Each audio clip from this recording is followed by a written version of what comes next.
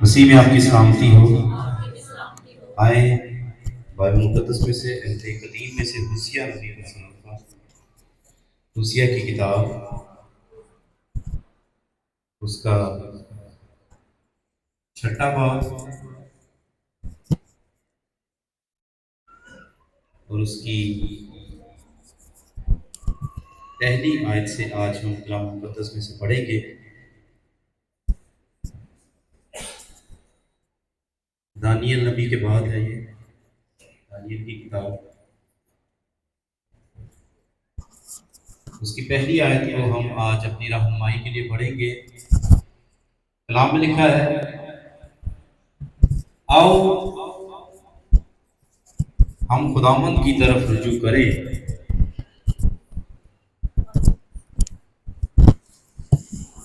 आओ हम खुदावंद की तरफ रुजू करें, क्योंकि उसने फाड़ा है और वही हमको शिफा बख्शेगा। उसी ने मारा है और वही हमारी मरहम पट्टी करेगा। कलाम मुकद्दस के पढ़े सुने जाने पे खुदा की बरकत हो। आमीन। आए खुदा के कलाम को, खुदा के बंदा को भरपूर तालीम में वेलकम करते हैं और खुदा के कलाम को सीखते हैं। हालेलुया।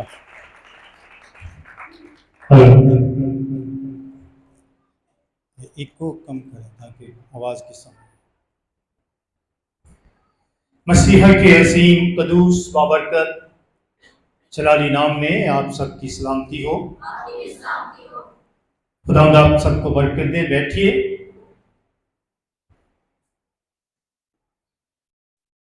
सबसे पहले मैं आपको मुबारकबाद दूंगा कि खुदावंद ने हमें साउंड फराहम कर दिया है, मुहैया कर दिया है। ये सारा जलाल, सारी इज्जत खुदावंद के लिए है। हालेलुया।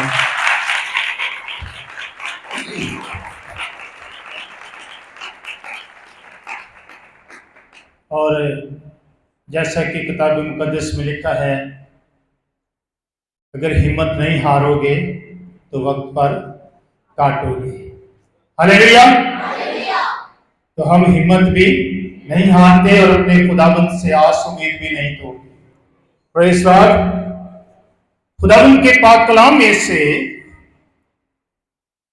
हमने जो हवाला पढ़ा है, इसमें हम तौबा और शिफा के तल्लुक से सीखने वाले हैं। जो होसिया नबी के सहीफे के अंदर हमने पढ़ा है, उस वक्त बनी इसराइल इंतहाई गुनाह में, बुत परस्ती में गिर चुकी थी और वो ये समझते थे कि खुदा ने हमें फाड़ा है, खुदा ने हमें जख्मी किया है, खुदा ने हमें बर्बाद किया है और वही हमें शिफा। आओ हम खुदा की तरफ क्या करें? रुजू करें, अपने खुदावंद की तरफ फिरें, अपने खुदावंद की तरफ आए। अगर हम 7वें बाब की पहली आयत को पढ़ें तो वहां लिखा है, जब मैं इसराइल को शिफा बख्शने को था तो इफ्राहीम की बदकरदारी और सामरिया की शरारत जाहिर हुई, क्योंकि वो दगा करते हैं, अंदर चोर घुस आए हैं और बाहर डाकुओं का हॉल लूट रहा है। वो ये नहीं सोचते कि मुझे उनकी सारी शरारत मालूम है। अब उनके अमाल ने जो मुझ पर आया है उनको घेर लिया है। इल्जाम किस पर लगाया जा रहा है? खुदा पर। खुदा ने मारा, खुदा ने फाड़ा, खुदा ने जख्मी किया, खुदा ने ये किया, खुदा ने वो किया, खुदा ने ऐसा किया, खुदा ने वैसा किया। लेकिन खुदा क्या कह रहा है? खुदा कह रहा है मैं तो शिफा बख्शने को था, मुझे तो इन पर तरस आता है, मैं तो इनकी जरूरतों को पूरा करने के लिए तैयार हूं। लेकिन वो क्या कहता है? जब मैं इसराइल को शिफा बख्शने को था तो इफ्राइम की बदकिरदारी और सामरिया की शरारत जाहिर हुई, क्योंकि वो दगा करते हैं, धोखा देते हैं, फरेब करते हैं, अंदर चोर घुस आए हैं और बाहर डाकुओं का हॉल लूट रहा है। वो ये नहीं सोचते कि मुझे उनकी सारी शरारत मालूम है। सारी शरारत जो कुछ कर रहे हैं, जो उनकी जिंदगी के अंदर है, जो किरदार वो अदा कर रहे हैं, मैं सब जानता हूं। वो ये ना समझे कि मुझे कुछ मालूम नहीं है, मैं उनकी सारी शरारत से वाकिफ हूं।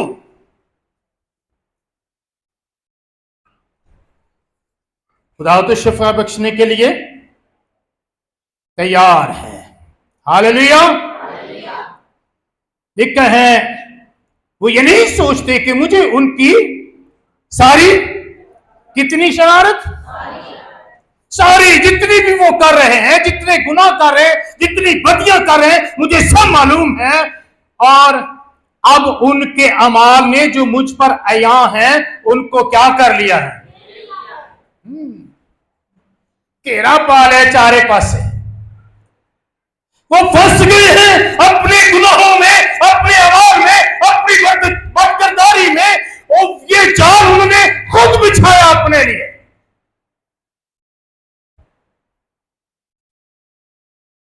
बात पता क्या है? हम जिस्मानी शिफा तलाश करते रहते हैं। क्या करते हैं? तलाश करते हैं। और रूहानी शिफा के लिए हमने कभी सोचा भी नहीं, क्योंकि जब तक गुनाह, बदी, शरारत जिंदगी के अंदर, जिस्म के अंदर मौजूद है, उस वक्त तक शिफा भी नामुमकिन हो जाएगी। मेरे शिशु क्या कहते हैं? आओ हम किसकी तरफ रुझू लाएं? हाँ, क्योंकि उसी ने हारा है और वही हमको। ये बात तो ठीक है, शिफा तो वही देगा, है ना? लेकिन कैसे देगा? क्या ज़बानी कलामी शिफा मिल जाएगी? हम एक जगह से दूसरी जगह, तीसरी जगह, चौथी जगह पादरी बदल दे रहे हैं शिफा वास्ते, लेकिन अपनी जिंदगी पर गौर करें। शिफा आपके पास है, आपके हाथ में है, आपके पास मौजूद है। क्योंकि जहां भी 2 या 3 यीशु मसीह के नाम में जमा है, वहां यीशु, वहां शिफा, वहां जिंदगी मौजूद है, वहां निजात मौजूद है, क्योंकि यीशु मौजूद है। हालेलुया। तो फिर रब ने किया तलाश क्या कर रहे हैं? लब की रहे हैं? नहीं ऐस पादरी करो नहीं कुछ भी होया, वो देखो चले जाइए। पादरी चले जाओ, लबो।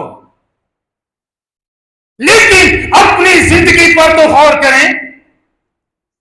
जब तक तौबा नहीं करते उस वक्त तक शिफा नामुमकिन है। जब तक रुजू नहीं लाते उस वक्त तक शिफा नहीं मिलेगी। तौबा के मायने जो हैं पुराने अहदनामे में 2 इब्रानी अल्फाज वहां पुराने अहदनामे में इस्तेमाल हुए हैं। पहला नाहाम, जिसका मतलब पछताना। क्या करना? पछताना, तौबा करना, बाज आना, रुजू लाना तर्जुमा किया गया है बुनियादी ख्याल किसी लाहे अमल से फिर जाना या ताल्लुक तोड़ देना, किसी ऐसे अमल से जो आपकी जिंदगी को बर्बाद कर रहा है, आपके घराने को तबाह कर रहा है, आपके अंदर वो घुन की तरह लगा हुआ है, आपके अंदर वो बर्बादी पैदा कर रहा है, उस अमल से क्या करना, फिर जाना, बाज आ जाना। दूसरा जो लफ्ज है वो है शोब। बुनियादी मतलब फिरना या वापस आना है, गुनाहों की तरफ से हटकर खुदावन की तरफ रुजू लाना। इन अल्फाज में तौबा के लिए जो ख्यालात पाए जाते हैं उनसे मुराद है अपने सारे दिल से, अपनी सारी जान से, अपनी सारी अकल से खुदावन की तरफ रुजू लाना, खुदावन की तरफ आना, खुदावन की तरफ फिरना, अपने सारे दिल से, सारी जान से, सारी अकल से, सारी ताकत से अपने खुदा की तरफ फिरना, अपने खुदा की तरफ आना, अपना पूरा दिल, पूरी ताकत, पूरी रूह, पूरी जान खुदा के कदमों में उड़ेल दे। खुदा आपके शिफा आपके कदमों में उड़ेल देगा। हालेलुया। सो मेरे अजीजों, नए अहदनामे में, अहद जदीद के अंदर एपिस्टल फिन, ये तलफ़्फ़ुज़ शायद मुझसे सही नहीं निकला, मुझे माफ कर देना। इसका मतलब है मुड़ना, लौट आना, यानी गुनाह से हटकर खुदा और उसकी खिदमत की तरफ रुजू लाना। क्या करना? गुनाह की तरफ से हटकर क्या करना? खुदा की तरफ फिरना और उसकी खिदमत करना, अपने खुदा की खिदमत करना, अपने खुदा के हुजूर में झुकना, उसकी सताइश, उसकी प्रस्तुति, उसकी हम, उसकी तारीफ करना, उसकी खिदमत में लग जाना, यह मतलब है इसका। और फिर एक और लफ्ज है नए अहदनामे में, मेटानोया, मेटानोया, जिसका मतलब है रवैया या नियत की तब्दीली। यही हकीकी तब्दीली है। तौबा और शिफा का आपस में गहरा ताल्लुक है। इसका मतलब है रवैये की तब्दीली, नियत की तब्दीली। अगर हमारे रवैयों में कोई तब्दीली नहीं आई, हमारी नियत में कोई तब्दीली नहीं आई, तो हमने झूठी तौबा की है। कौन सी तौबा की है? झूठी। और झूठी तौबा से खुदा को क्या है? नफरत है। खुदा ऐसी तौबा को कबूल नहीं करता जब तक आपके नियत अंदर की तब्दीली ना हो। आपके अंदर तब्दील हो जाने चाहिए, नियत तब्दील हो जानी चाहिए। क्योंकि जब तक अंदर की तब्दीली नहीं होती, नियत की तब्दीली नहीं होती, हमारे रवैये तब्दील नहीं होते, उस वक्त तक तौबा बेमायनी हो जाती। मेरे चीजों, शिफा पाना चाहते हैं, शिफा मिलती नहीं। सुकून लेना चाहते हैं, सुकून मिलता नहीं। आराम चाहते हैं, आराम मिलता नहीं। इत्मीनान चाहते हैं, इत्मीनान मिलता नहीं। क्योंकि अभी झूठी तौबा के पीछे पे हुए हैं। ना अंदर कोई तब्दीली है तो ना बाहर कोई तब्दीली। बाहर भी ऊंजदा ते अंदर भी ऊंजदा ही। की रवैया च तब्दीली आई है? लड़ाई झगड़े छड़ दिते, गालां कढ़नियां छड़ दित्तियां, झूठ बोलना छड़ दिता, इल्जाम तराशी छड़ दिती है। हैं? हैं? तौबा का दी केड़ी गलों की जे तौबा? सब कुछ तो वैसे का वैसा ही है। मेरे सिजो, शिफा का क्या मतलब है जी? शिफा का मतलब की है? जी कभी कोई बीमार होया है?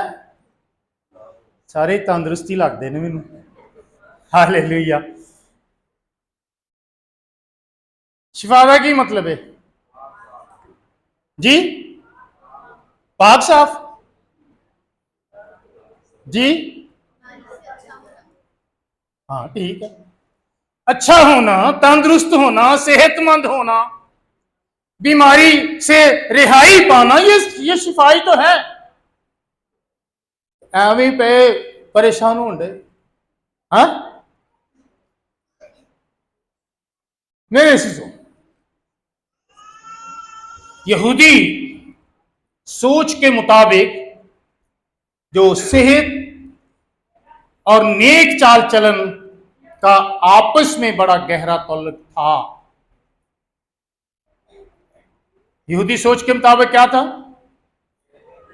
सेहत का और आपस में बड़ा गहरा ताल्लुक था। यशाया 58 बाब उसकी 8वीं आयत पढ़िए।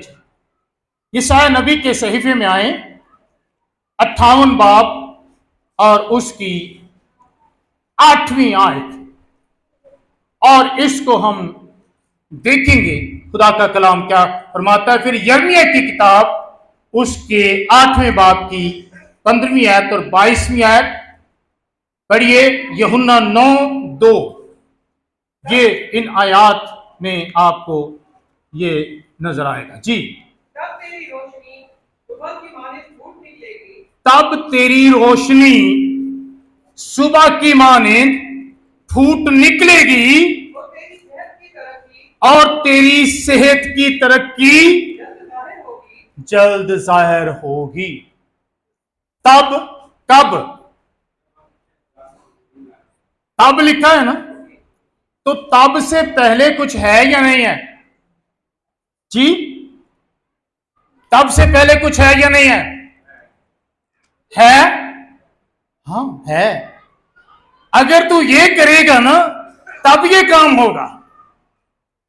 शराइत होती हैं, और जब हम वो करते हैं तो तब खुदा भी अपना काम क्या करता है? अपना काम करता है। तब तेरी क्या होगा? सुबह की माने फूट निकलेगी, रोशनी सुबह की मानिंद फूट निकलेगी, और तेरी सेहत की तरक्की जल्द होगी। देखिए खुदा क्या कह रहा है।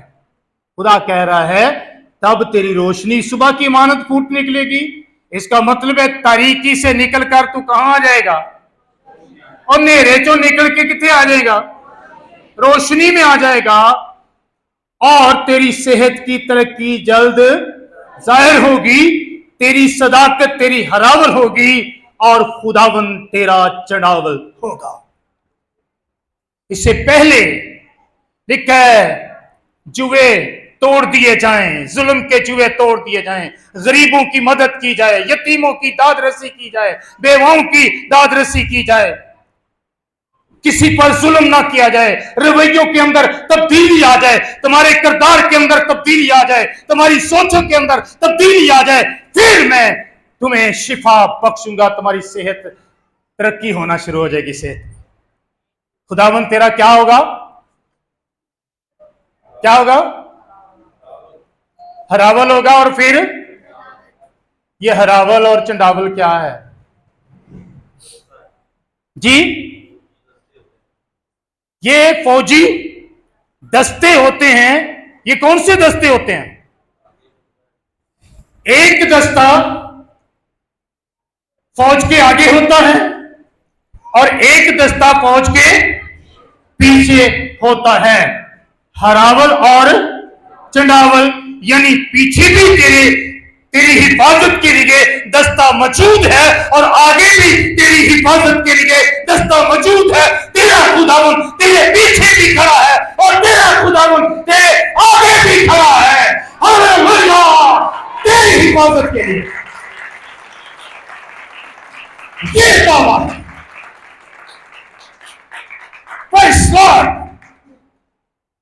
तो क्यों इधर उधर नशे फेरने हैं? सीधे हो जो। खुदावन वहां क्या कहता है?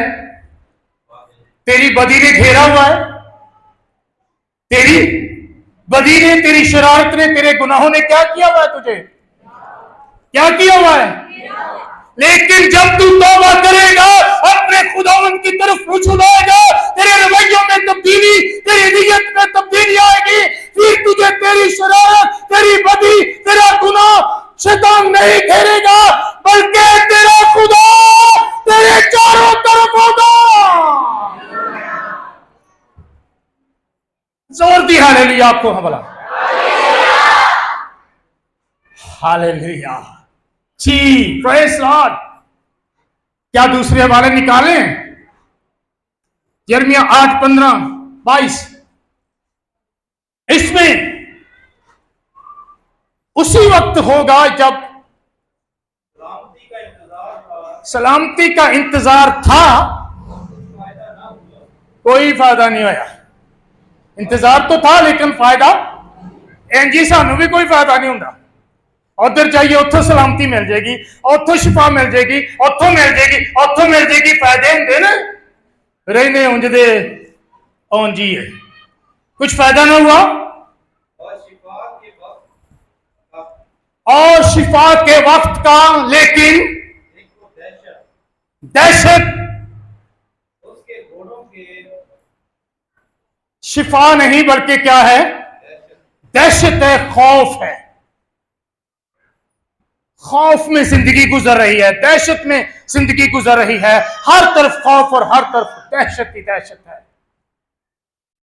22 आयत पढ़ें, इस यिर्मयाह की इसी 8वें बाब की 22वीं आयत। क्या जिलाद में रोकने बलसाम नहीं है? क्या वहां कोई तबीब नहीं? मेरी बिनते कौम क्यों शिफा नहीं पाती? आगे क्या लिखा है? काश मेरा सर पानी होता और मैं शबो रोज क्या करता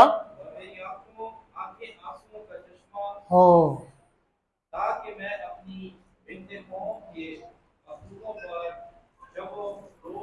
शबो रोज मातम आंसू बहाता। अपनी कौम के लिए, अपनी कौम के मकतूलों के लिए जो हलाक हो रहे हैं, जो बर्बाद हो रहे हैं, मैं उनके लिए आंसू बहाता रहता। वो अपनी बदकिरदारी में, अपने गुनाहों में, अपनी बदियों में बर्बाद हो रहे हैं, तबाह हो रहे हैं। मेरे अज़ीज़ों, क्योंकि गुनाह जो है वो हमारी बर्बादी और तबाही का सबब है। गुनाह गुनाह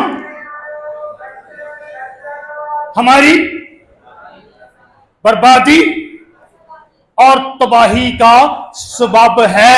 बर्बाद कर रहा है हमें, तबाह कर रहा है हमारी सेहत को, हमारी जिंदगियों को, हमारे सरमाए को, हमारी औलाद को।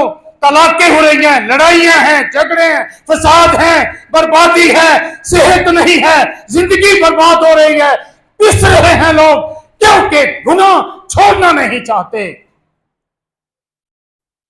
पूरी दुनिया में देखें कैसे दुनिया तबाह हो रही है। दहशतगर्दी ये क्या है? कत्लो गारत क्या है?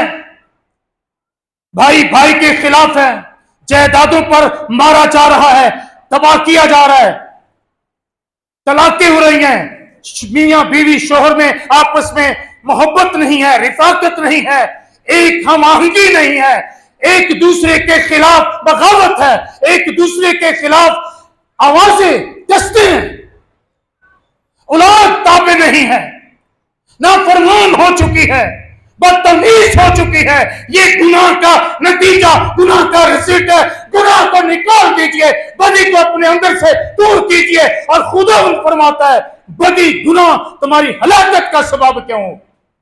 तौबा करो और हमेशा के लिए महफूज हो जाओ। हालेलुया। मेरे अज़ीज़ों, नबियों ने गुनाह के बाद, जब से इंसान गुनाह में गिर रहा है, पहला पैगाम यही दिया कि देखिए इतनी अहमियत है इसकी, तौबा की। तौबा के साथ ही आसमान की बादशाही का दरवाजा आपके लिए खुल जाता है। हालेलुया।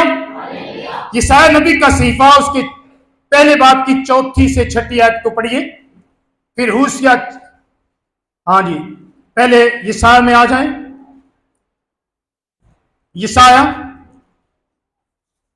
पहला बाब 4 से 6 आयत बड़े गौर से सुनिए खुदावंद का कलाम। खुदावंद क्या फरमाता है, क्या हमें नसीहत करना चाहता है। जी पढ़िए जी। आ आ आ भरी है, किसने किसने आ भरी है? खुदा ने आ भरी है। किनके लिए? अपनी कौम के लिए, अपने लोगों के लिए, बनी इसराइल के लिए।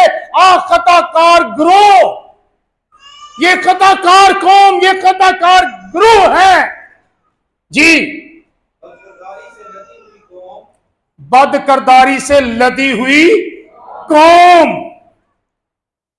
जो बदकरदारी से लदी हुई है, बदकरदारी का बोझ इनके ऊपर है, बदकरदारी का वजन के अंदर दबी हुई है, लदी हुई है, बड़ी पड़ी है। बदकरदारों की नस्ल, ये बड़े सख्त अल्फाज हैं। किनकी नस्ल? ये बड़े सख्त अल्फाज हैं, सुनिए। मक्कार औलाद, जिन्होंने खुदावंद को तर्क किया, अपने खालिक को तर्क किया, अपने मालिक को तर्क किया, अपने पालने वाले को तर्क किया, अपने पैदा करने वालों को तर्क किया। इस्राएल के कदूस को, यानी खुदाए कदूस और बरहक को क्या जाना? हकीर जाना, और गुमराह और बरगश्ता हो गए, बागी हो गए। बगावत की उन्होंने, गुमराही इनकी जिंदगी में आ गई, और मुझे इन्होंने तर्क करके दूसरी तरफ चले गए और रास्ते इख्तियार कर लिए। तुम क्यों ज्यादा बगावत करके और मार खाओगे? तमाम सर क्या है? और दिल बिल्कुल सुस्त हैं। सर भी बीमार हैं, दिल भी सुस्त हैं। जब दुआ होती है बीमारों के लिए, कितने आते हैं? बहुते सिर दी दर्द वाले होते हैं, है ना? और दिल भी सुस्त हैं, दिलों के अंदर भी कोई हलचल, कोई बेदारी, कोई चुस्ती, कोई होशियारी नहीं है। तलवे से लेकर चांदी तक, यानी पैर के तलवे से सर तक, सर के ऊपर के हिस्से तक क्या है? कहीं सेहत नहीं है, कहीं तंदुरुस्ती नहीं है, कहीं शिफा नहीं है। बीमार ही बीमार, पूरा जिस्म, पूरा बदन, पूरी कौम बीमार है।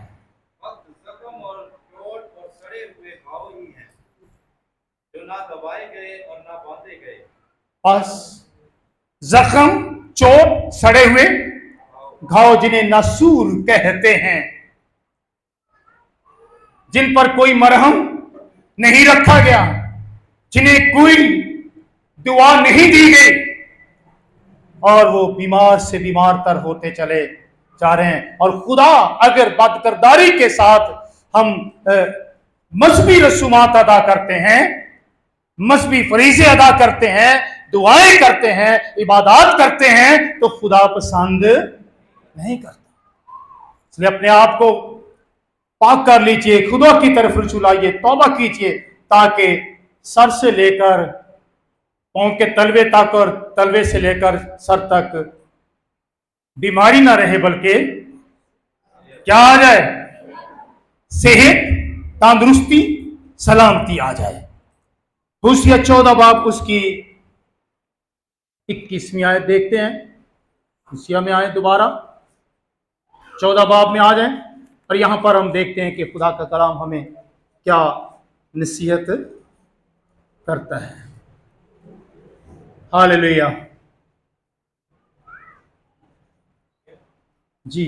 14 बाब पहली 2 आयत, पहली आयत से दूसरी आयत सुनिए। ए इस्राएल, खुदावंद अपने खुदा की तरफ रुजू लाओ, क्योंकि तू अपनी बदकरदारी के सबब से गिर गया है। कलाम लेकर खुदावंद की तरफ रुजू लाओ और कहो, हमारी तमाम बदकरदारी को दूर कर और फजल से हमको कबूल फरमा। तब हम अपने लबों से कुर्बानियां गुजरानेंगे। तब क्या करेंगे? हाँ, इकरार है, तौबा है। इकरार करें अपने फजल से। वो क्या कहते हैं? हमें क्या कर दे? अपने हुजूर बदकरदारी को दूर कर दे और कबूल फरमा। इफिसियों के खत के अंदर दूसरे बाब में क्या लिखा है? हमें फजल ही से निजात मिली है। हालेलुया। किससे? हमें फजल ही से निजात मिली है, और ये निजात खुदा के फजल से, खुदा के बेटे यीशु मसीह के वसीला से हमारे पास मौजूद है। आज भी वो हमारी निजात के लिए हमारा शिफायत कुरिंदा आसमान पर बाप की तरफ दाहिनी तरफ मौजूद है। और जो उसके वसीला से बाप के पास आते हैं वो उन्हें पूरी पूरी निजात देता है। हालेलुया। फजल के तख्त के पास आएंगे तो सब कुछ आपको मुहैया कर देगा। Hallelujah, hallelujah. अमाल तीसरा बाब उसकी 19 और 20 आयत पढ़ेंगे। अमाल तीसरा बाब 19-20 आयत, और यहां पर देखिए, बस तौबा करो और रुजू लाओ ताकि तुम्हारे गुनाह मिटाए जाएं, और इस तरह खुदा के हुजूर से कौन से दिन आए? जोर से बोले, कौन से दिन आए? इसी तरह आपकी जिंदगी में, आपके घरों में, आपके खानदानों में, आपके बच्चों में ताजगी के दिन, शिफा के दिन, खुशहाली के दिन, सरफराजी के दिन, सरबुलंदी के दिन, तरक्की के दिन आएंगे। इसी तरह आएंगे। उंज नहीं जे होने, इंज होने जे यही उंज लाते फिरने। कैसे आएंगे जी? किंज होने ने? रुजू लाना है और फिर तौबा भी करनी है। तौबा भी करनी है ते रुजू भी।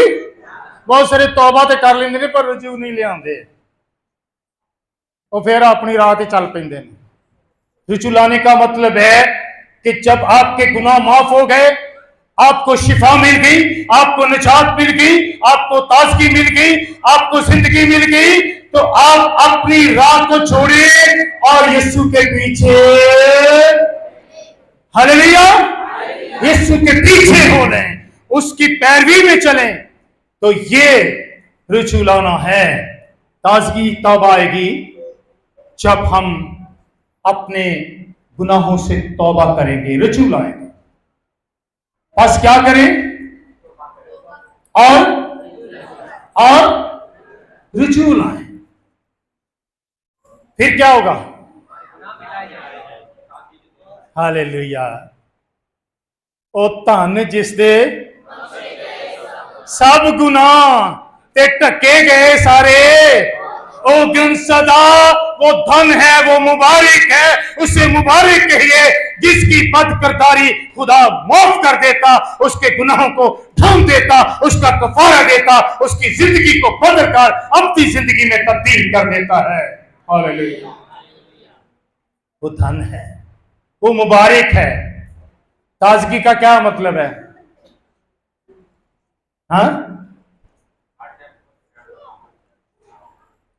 यहां पर ताजगी का जो मतलब है ना, वो है बहाल होना, खुशहाल होना।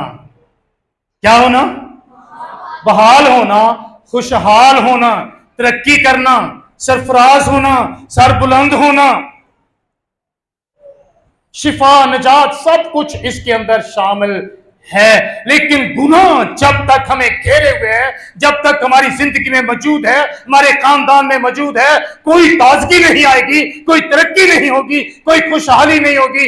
इसी तरह आप अपनी जिंदगी को तबाह और बर्बाद करते रहेंगे। मेरे सिसो, क्योंकि बगैर तौबा के इंसान बर्बाद हो रहा है। बगैर तौबा के इंसान, दो आखिरी हवाले पढ़ेंगे। पहला हवाला रूमियों 2 बाब उसकी 3 से 4 आयत, रूमियों के खत। फिर अयूब नबी के सहीफे में आ जाएं, 22वां बाब और उसकी 23वीं आयत। रूमियों 2, 3, 4 आयत, अयूब 22 बाब 23वीं आयत।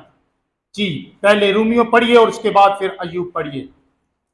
इंसान तू जो ऐसे काम करने वालों पर काम लगाता है और खुद वही काम करता है, ये समझता है कि खुदा की अदालत से बच जाएगा, या तू उसकी मेहरबानी और तहम्मुल और सब्र की दौलत को नाचीज जानता है और नहीं समझता कि खुदा की मेहरबानी तुझको तौबा की तरफ माइल करती है। हाँ, देखिए क्या लिखा है, सबने सुना है?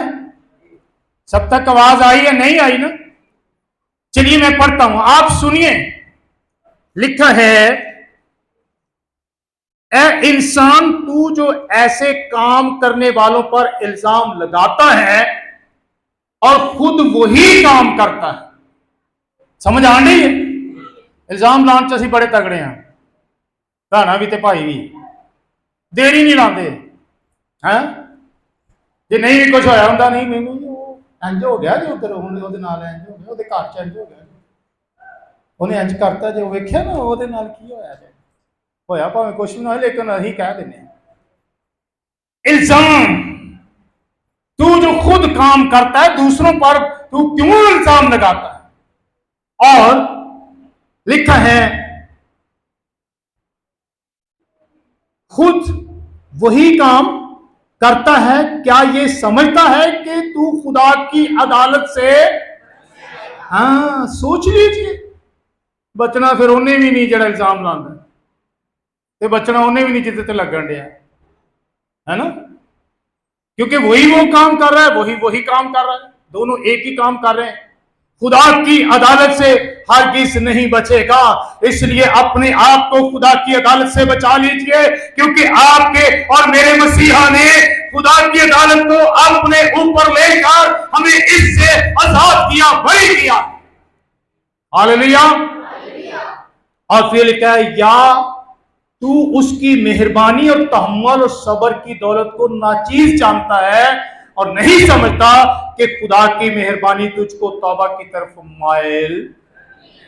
हाँ, खुदा के तहम्मुल को निजात समझो। पतरस के खत के अंदर, दूसरा पतरस, और लिखा है, खुदा किसी की हलाकत नहीं चाहता, बल्कि ये चाहता है कि सब की तौबा तक। तो फिर समझ लीजिए जी, अयूब 22:23, अगर तू कादरे मुतलिक की तरफ फिरे तो बहाल किया जाएगा। Hallelujah, hallelujah. अगर तू कादरे मुतलिक अपने खुदा की तरफ फिरे, अपनी नीयत में तब्दीली लाए, अपने रवैयों में तब्दीली लाए, अपने किरदार में तब्दीली लाए, वैसा मिजाज हो जाए जैसा मसीह यीशु का भी है, तो तू बहाल किया जाएगा। Hallelujah, praise Lord. बहाल होना चाहते हैं, नहीं होना चाहते? कितने बहाल होना चाहते हैं? अपने कदमों पे खड़े हो जाएं जितने बहाल होना चाहते हैं, क्योंकि बहाल करने वाला यहां पर मौजूद है। उसने हमें बड़ा वाज़ेह अंदाज में, वाज़ेह अल्फाज में बता दिया कि आपने बहाल किस तरह होना है, आपकी तरक्की किस तरह होगी, आपके अंदर खुशहाली किस तरह आएगी, आपके घराने किस तरह तरक्की करेंगे, किस तरह ताजगी आएगी, किस तरह आप सर बुलंद किए जाएंगे। आंखें बंद कर लीजिए, आंखें बंद कर लीजिए। आओ खुदा की तरफ रुजू लाएं। उसी ने फाड़ा है और वही शिफा देगा। आंखें बंद कर लीजिए और बहालियत के लिए दुआ करना शुरू कीजिए। इकरार कीजिए अपने गुनाह का, जो भी आपकी जिंदगी से गुनाह सरजद हुआ, जो भी बदी सरजद हुई, सोचों में, ख्यालों में, इरादों में, अगर कोई ऐसी बदी, ऐसा गुनाह आपकी जिंदगी में आया जिसने आपके सुख चैन को छीन लिया, आपकी खुशियों को छीन लिया, आपकी खुशहाली को छीन लिया, आपके घर के सुकून को छीन लिया, लड़ाई झगड़े फसाद बर्पा हो गए, आपके अंदर हसद गुस्सा नफरत आ गई, तर्क कीजिए, छोड़ दीजिए, तौबा कीजिए, रुजू लाइए। खुदा बहाल कर रहा है। आपके अंदर बहालियत आ रही है, आपके खानदान में बहालियत आ रही है, आपकी जिंदगी में बहालियत आ रही है, ताजगी आ रही है, आप सरफराज किए जा रहे हैं, सर बुलंद किए जा रहे हैं। दुआ कीजिए, इकरार कीजिए, तौबा कीजिए, शिफा पाइए, तब तेरी रोशनी सुबह की मानद चमकेगी, तेरी सेहत की तरक्की होना शुरू हो जाएगी। खुदावंद तेरा हरामल, खुदावंद तेरा चनामल होगा। बड़ी गुनाह जिसने तुझे घेरा हुआ है, इसका हसार टूट जाएगा और खुदावंद तुझे चारों तरफ से घेर लेगा। Hallelujah, hallelujah. दुआ कीजिए, दुआ कीजिए, सब दुआ कीजिए। अपने दिल पर हाथ रखकर दुआ कीजिए, अहद कीजिए कि आइंदा में इसी तरह अपने रवैयों में तब्दीली, अपनी नीयत में तब्दीली, अपनी चाल चलन में तब्दीली, किरदार में तब्दीली लाकर जिंदगी गुजारूंगा। ऐ खुदावंद, तूने मुझे खबरदार कर दिया, तूने मुझे आगाह कर दिया। हालेलुया। और बाबा बारा सोखो में धारिया खाता सा बाबा भी करता रहिया खाता सा मिंदुरु सो बाबी भी खमा खोरी का रबा को बच्चा बाबा भी खमा बिंदुरु सु भी खमा खोरी का रबा तो बहाल होते जाएं, बहाल होते जाएं, खानदान बहाल होते जाएं, जिंदगियां बहाल होती चली जाएं, गुनाहगार निजात पाते चले जाएं, जिंदगी पाते चले जाएं, हलाकत बर्बादी से निकल आए, तारीकी से निकल आए, यीशु के नाम में, यीशु के नाम में निकल आए, यीशु के नाम में निकल आए। हर एक जिंदगी बहाल हो जाए, खानदान बहाल हो जाए, सरफराजी आ जाए, खुशहाली आ जाए और जिंदगी के अंदर एक नई ताजगी आ जाए। हालेलुया। खुदा हम तेरे शुक्रगुजार हैं, तूने हमें एक बार फिर मलामत की, कमी की, हम तेरे हो जाएं, तेरे पीछे हो जाएं और तू हमें चारों तरफ से घेर दे। तेरी निजात, तेरी जिंदगी चारों तरफ हो, खुशहाली सरफराजी चारों तरफ हो। मैं तेरे लोगों के लिए बहालियत की दुआ करता हूँ, तेरे नाम से इन्हें बरकत देता हूँ, तेरे नाम से इन्हें सरफराजी की दुआ देता हूँ, तेरे नाम से इन्हें सरबुलंदी की दुआ देता हूँ। कर्ज की लानतें जाती रहे, गुनाह जाता रहे, शैतान के मंसूबे जाते रहे, उसकी बादशाही बहाल हो जाए और लोग खुशहाल और सरफराज हो जाए। सरफराजी, सरबुलंदी। Hallelujah, hallelujah. सारा जलाल इज्जत यीशु के नाम को, सारा जलाल इज्जत यीशु के नाम, यीशु मसीह के जलाली नाम में। आमीन।